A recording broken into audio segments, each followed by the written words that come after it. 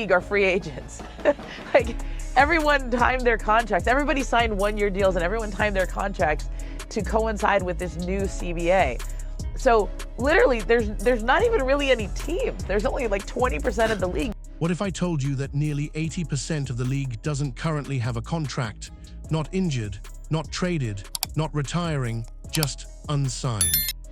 That's the number floating around as the WNBA heads straight into one of the most intense collective bargaining negotiations in its history. Reports suggest that a massive wave of players strategically signed one-year deals last season, aligning their contracts to expire at the exact same time. On paper, it's a power move, collective leverage, maximum pressure. But here's the real question nobody seems to be asking. What happens if the other side doesn't blink? With so many players entering free agency at once, the entire structure of the offseason hangs in limbo. Expansion teams are waiting. Salary caps are undefined. Front offices can't fully plan. And while negotiations continue behind closed doors, the clock keeps ticking. Some see this as a bold stand for long-term growth. Others believe it's a gamble that could test the league's momentum at the worst possible time. Because when this many contracts expire together, it's not just a negotiation tactic. It's a high-stakes bet on the future of the league. And the outcome could reshape everything. Now here, where things get strategic and a little risky. The coordinated contract strategy didn't happen by accident. Reports suggest that many players across the league intentionally signed one-year deals leading into this CBA negotiation window. The goal? Synchronize free agency, create maximum leverage, make sure ownership couldn't divide and conquer. We're getting close here, Rich. I mean, I thought it was interesting the league put out a schedule, because one of the pressure points I've been hearing was literally arena dates. You know how this goes. Like, if you don't have your dates on the schedule, they give them away to some concert. They give them away to some circus that comes to town, or they give them away to anybody else who wants to use the arena. Arenas cannot have open dates. And if you want those open dates, you gotta lock those in. So the league went forward with the idea of let's do the schedule, even though we don't even know who's on what team. And I thought that was a blink. On paper, it's smart. If only a handful of players are free agents, teams can wait them out. But when the majority of the league hits the market at once, the balance of power shifts. Suddenly, it's not about replacing one star, it's about potentially rebuilding entire rosters. That changes the tone of negotiations. This is classic collective leverage, strength in numbers, a calculated decision to align timelines so that when the new financial framework is negotiated, players can capitalize immediately rather than being stuck in outdated multi-year deals. But here's the tension. Leverage only works if the other side believes you're willing to endure the consequences, and synchronized free agency creates pressure on both sides. If negotiations drag, players risk delayed signings, shortened off-seasons, or compressed training camps. For veterans with endorsement deals and overseas opportunities, that risk might be manageable. For rookies or fringe roster players, uncertainty hits harder. Not everyone has the same financial cushion.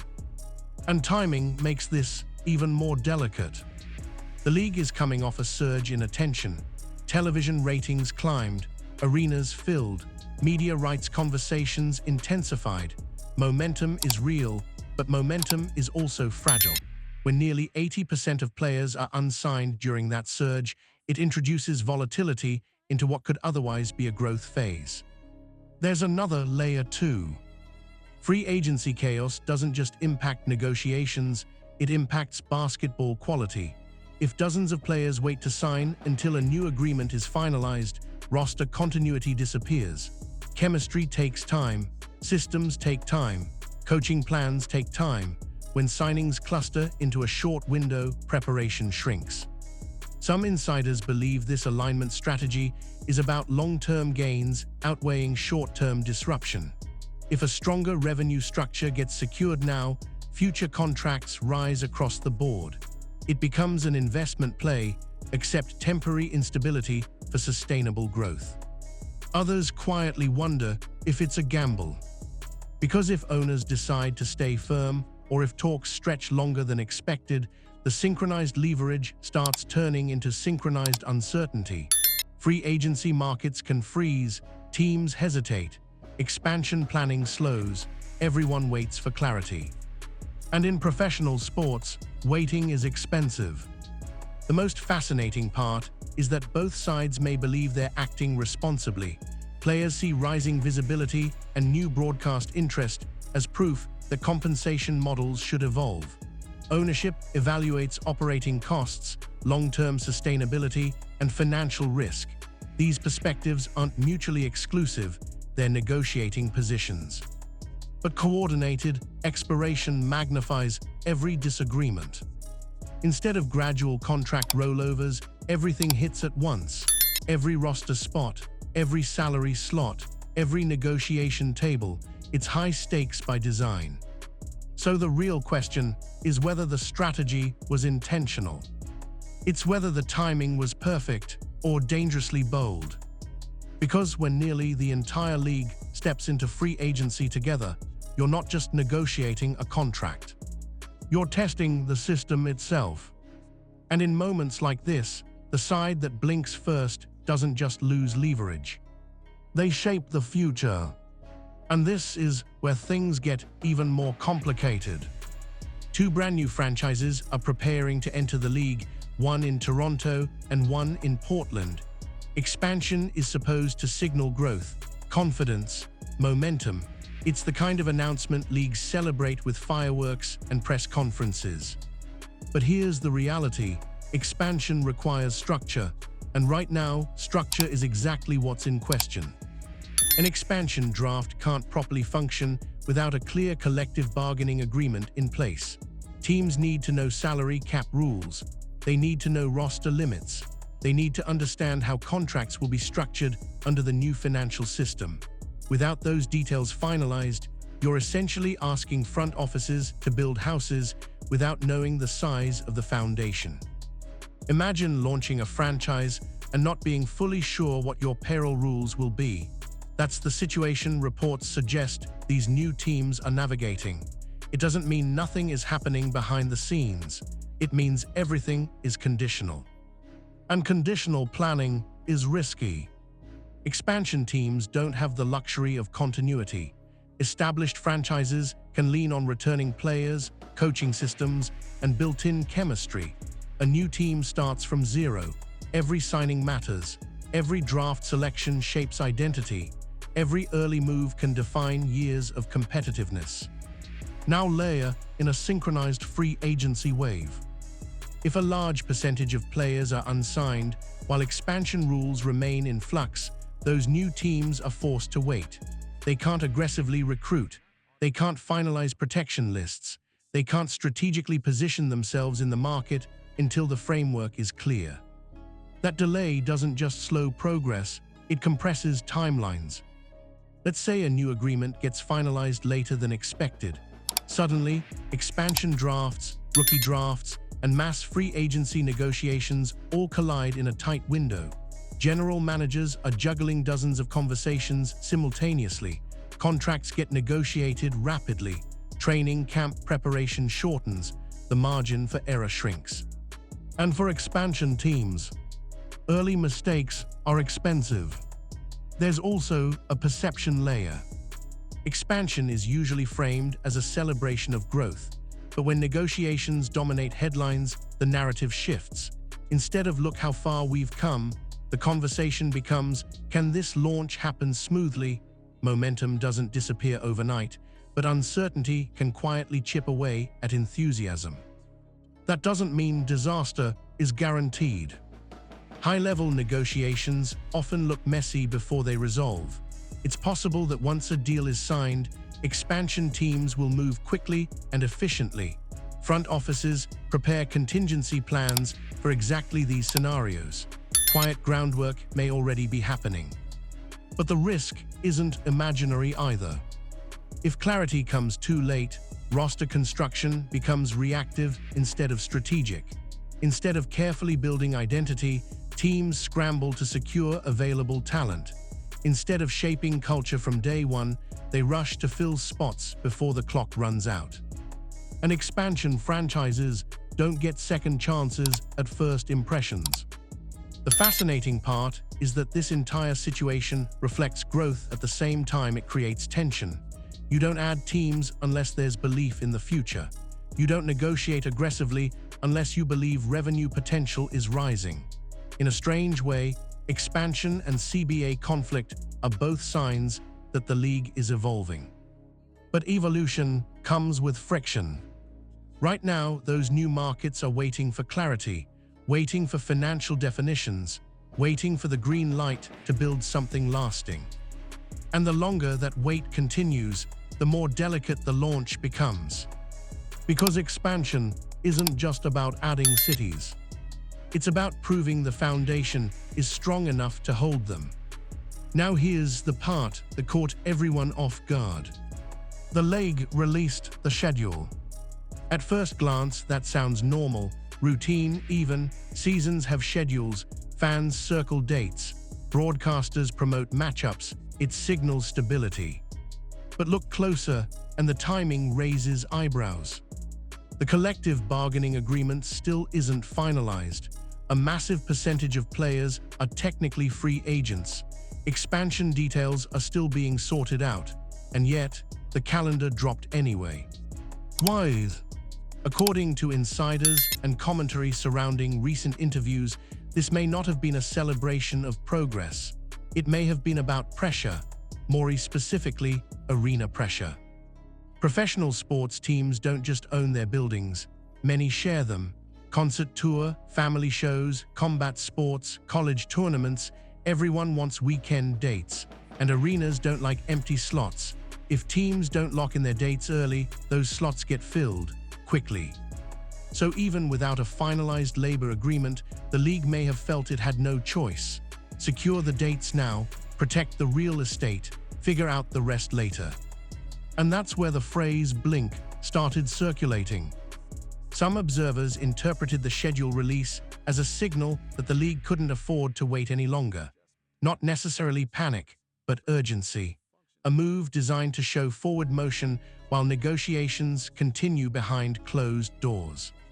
Because here's the reality: arena calendars don't pause for labor talks. If dates disappear, teams face rescheduling nightmares. Back-to-back games increase, travel becomes more complicated, broadcast windows shift. What looks like a simple delay can ripple across the entire season structure. And optics matter too. Releasing a schedule sends a message to fans, sponsors, and networks. The season is coming. It creates psychological momentum. It reassures ticket buyers. It keeps corporate partners engaged. Silence would have created more speculation. But there's risk in that reassurance. If negotiations stretch longer than expected, suddenly you have dates locked, marketing campaigns running, and uncertainty hovering in the background. That tension doesn't necessarily mean cancellation, but it increases the stakes of every negotiation session. It also adds a subtle layer of leverage to both sides. From the player's perspective, a release schedule increases pressure on ownership. The closer the calendar gets to opening night, the less room there is for delay. From the league's perspective, securing arenas prevents external chaos and keeps structural control intact. In other words, both sides may see this as positioning. And positioning is everything in high-level negotiations.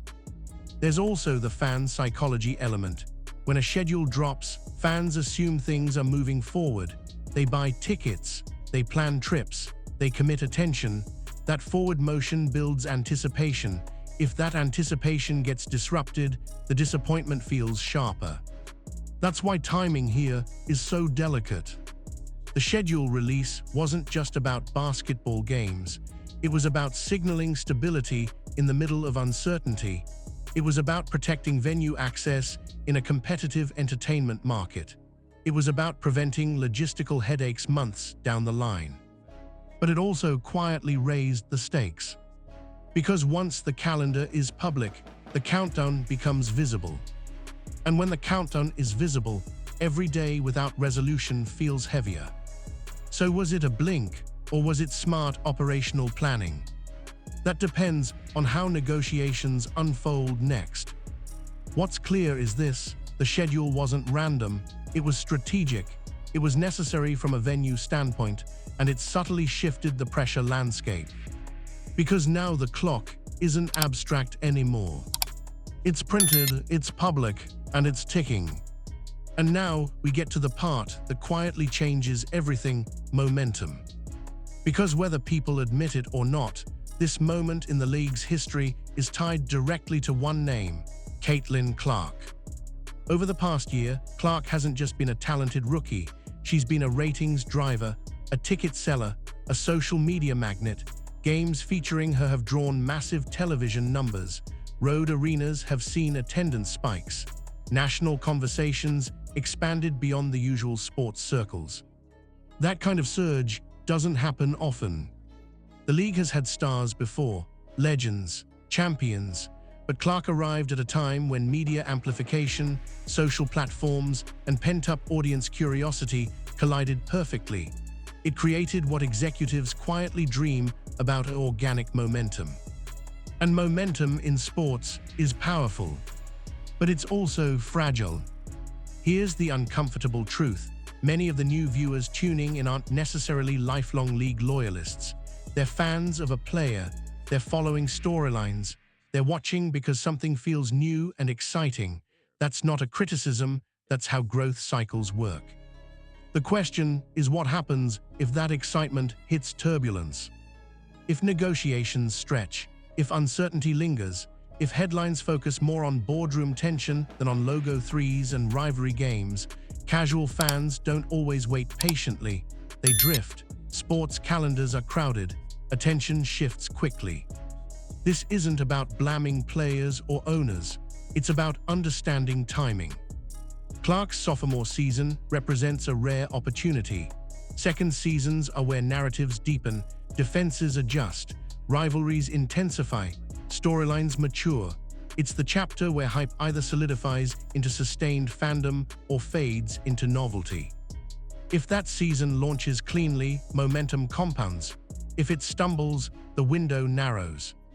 That's why some commentators have referred to her as a golden goose, not in a dismissive way, but as shorthand for rare economic momentum. A player whose presence increases overall value. Broadcast partners notice, sponsors notice, investors notice. And when value increases, negotiations get sharper. From the player's perspective, this is precisely the moment to push for structural improvements. Why negotiate from a position of weakness when visibility is climbing?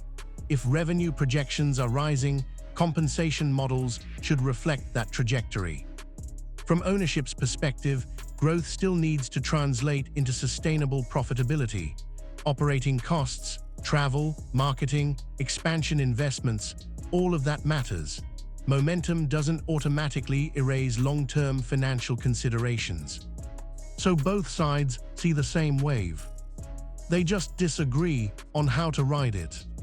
The real risk isn't disagreement. Labor negotiations are normal in professional sports. The risk is misreading how thin the window might be. Cultural relevance doesn't stay hot indefinitely. It requires consistent product delivery, games played, highlights shared, storylines advanced. Interruptions don't always destroy interest, but they can cool it. And cooling is subtle. It doesn't happen overnight. It happens gradually: a missed week, a delayed rollout, a distracted narrative. Attention shifts slightly, then slightly more. That's why this moment feels heavier than a routine contract cycle. Clark represents visibility. Expansion represents belief. Media rights discussions represent opportunity. All of it converges at once. If the season unfolds smoothly, the league builds on its strongest foundation in years. If turbulence overshadows the on-court product, the surge may plateau before it fully matures. Again, this isn't about doom predictions. It's about recognizing leverage and timing. Momentum is an asset, and assets are most valuable when handled carefully. So the question is whether one player carries an entire league.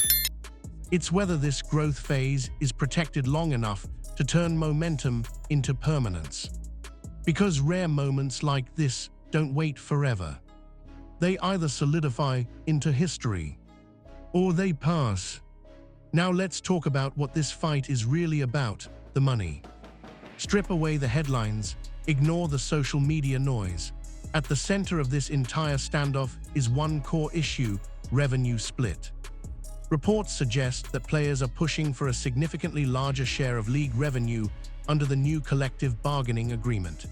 Exact percentages being discussed haven't been officially confirmed, but insiders claim the union wants a model that better reflects recent growth, especially with new media rights discussions and rising visibility. And that's where things get tense.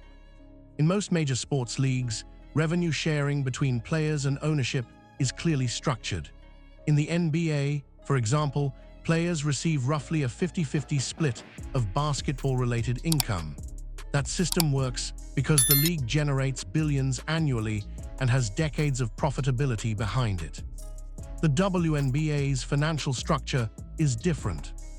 Ownership groups have historically operated at thin margins, with the NBA providing financial backing.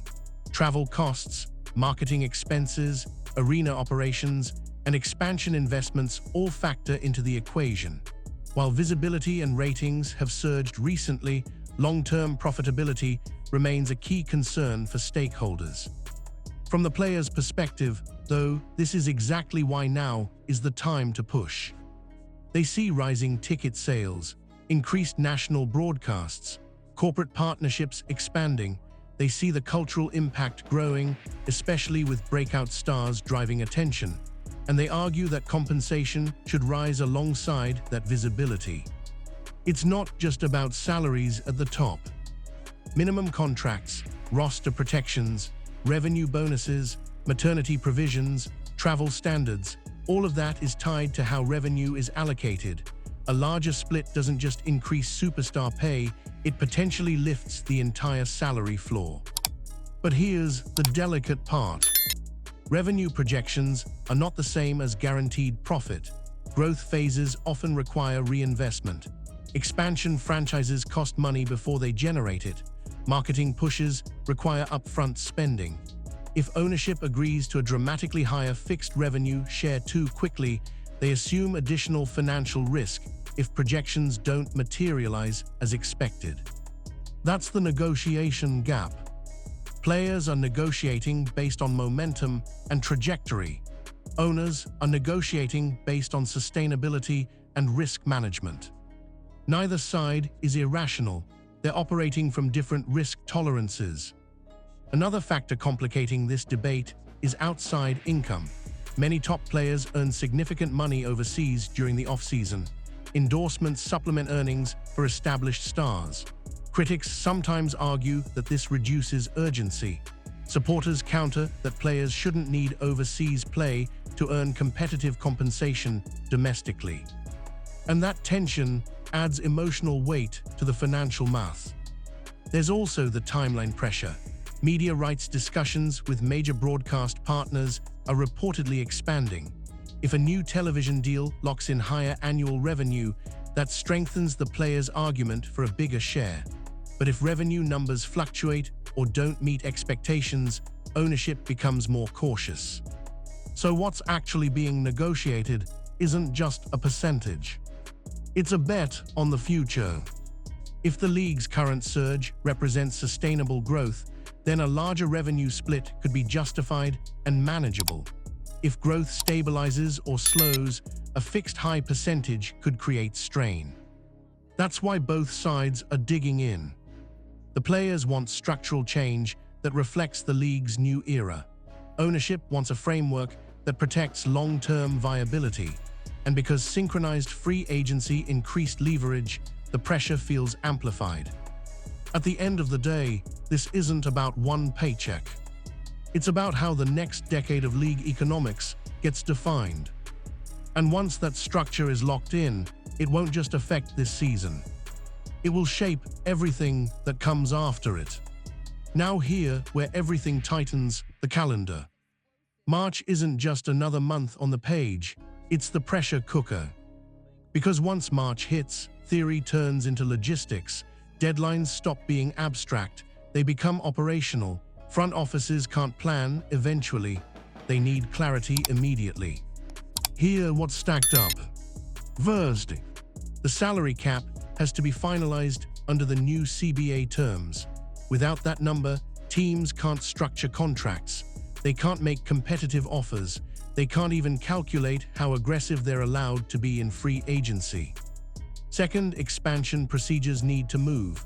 Protection lists, expansion draft mechanics, asset allocation. New franchises can't build rosters in a financial vacuum. Every day without clarity compresses their preparation window. Then there's the collegiate draft. Scouting departments have done their homework. Prospects are preparing for the next step. But drafting players into a league without finalized cap structures complicates rookie contract projections. Teams need to know how those deals fit into broader roster plans. And all of that is happening while, reportedly, a massive percentage of the league is technically unsigned. That's where the pressure multiplies. If a deal gets finalized early in March, there's still time to organize a structured free agency period. Teams can negotiate in phases. Training camps can open with some stability. Media partners can confidently promote opening matchups. But if negotiations stretch deeper into the month, the off-season becomes compressed chaos. Imagine dozens of players hitting the market at once, general managers juggling simultaneous calls, agents negotiating multiple deals in rapid succession, contracts signed within days of camp opening, chemistry built on the fly. That's not impossible, but it's messy. And messy off-seasons often translate into uneven early-season basketball. Systems take time. Defensive schemes require repetition. Offensive timing depends on familiarity. When rosters finalize late, preparation shrinks. There's also a broadcast layer. National networks and streaming partners need clarity for marketing cycles. Promotions ramp up weeks in advance. Sponsors align campaigns around known dates and known stars. If uncertainty lingers too long, that promotional runway shortens. Now, none of this guarantees disaster. Leagues have navigated tight timelines before. Deals sometimes get signed at the 11th hour, and seasons proceed without long-term damage. But the risk curve rises the longer talks remain unresolved. Because March doesn't just represent negotiation leverage, it represents operational reality. And here's the psychological element. Once the calendar flips and fans see opening day approaching, patience thins. Every headline feels heavier, every rumor feels amplified. Speculation fills the silence. If both sides believe the other will blink first, March becomes a game of inches. The players may calculate that ownership won't risk public backlash by letting deadlines pass. Ownership may calculate that players won't sacrifice paychecks once camp nears. It's strategic brinkmanship. But brinkmanship has limits. If a resolution comes just in time, it may be remembered as a tense but necessary moment in the league's evolution. If it comes too late, the scramble could overshadow what should have been a celebratory growth year. So March isn't dramatic because of emotion. It's dramatic because of math. There are only so many days to finalize caps, conduct drafts, sign free agents, organize travel, launch marketing, and open training camps. And once those days start disappearing, the leverage conversation shifts into a logistics conversation. That's the pressure cooker. And once it starts heating up, someone has to decide when to lift the lid. So here we are. 80% free agency, expansion teams waiting, a schedule already printed, a revenue debate still unresolved, and a growth window that feels both historic and fragile at the same time. This isn't just another contract negotiation. It's a gamble. Not reckless, not irrational, but undeniably high stakes. Because what's happening right now will define how this league operates for the next decade. If the players secure a revenue structure that reflects rising visibility, this moment could be remembered as the turning point, the time when leverage was used boldly and successfully. Future stars would benefit, minimum salaries could rise, standards could improve across the board. That's the upside. But every gamble has a downside. If negotiations stretch too far, if timelines compress too tightly, if public uncertainty starts cooling momentum, then this same moment could be remembered very differently. Not as empowerment, but as overreach. Not as transformation, but as turbulence during a rare growth surge. And growth surges don't come around often. The league is expanding, media interest is climbing, new audiences are watching, players are becoming household names in ways that weren't happening 5 years ago. That kind of cultural lift is hard to manufacture. It either catches fire or it fades. Right now, both sides believe they're protecting the future. The players see a rising product and want compensation to match. Ownership sees long-term sustainability and wants to avoid financial instability. Those goals aren't enemies, they're just approaching the same mountain from different sides. The tension comes down to timing. Push too softly and structural change never happens. Push too hard and you risk destabilizing the very momentum you're trying to capitalize on. That balance is delicate, and it's playing out in real time. The synchronized contracts were a strategy. The schedule release was a strategy. The public messaging from both sides has been strategic. Every move is calculated. But strategy only works if you read the moment correctly. If a deal gets done soon, this entire chapter may end up strengthening the league. It could show unity, resolve, and forward-thinking leadership. The season would tip off with renewed attention. Expansion cities would launch with clarity. The growth narrative would continue upward. If it doesn't, the narrative shifts. Instead of headlines about rising stars and sold-out arenas, the conversation becomes about missed opportunities and stalled momentum. And once momentum stalls, rebuilding it takes more than just talent. It takes time. That's why this feels bigger than percentages or cap numbers. This is about trajectory. Is the league stepping into its next era with structure and stability, or is it risking friction at the exact moment its spotlight is brightest? No one outside those negotiation rooms knows how it ends, and maybe that's the point. High-stakes negotiations are supposed to be tense. They're supposed to feel uncertain before they resolve. But one thing is undeniable. This is a defining crossroads. When this chapter closes, we'll either look back at it as the bold stand that reshaped the league's economics, or as the gamble that tested its momentum at the most critical moment possible. And in situations like this, history doesn't judge intentions. It judges outcomes.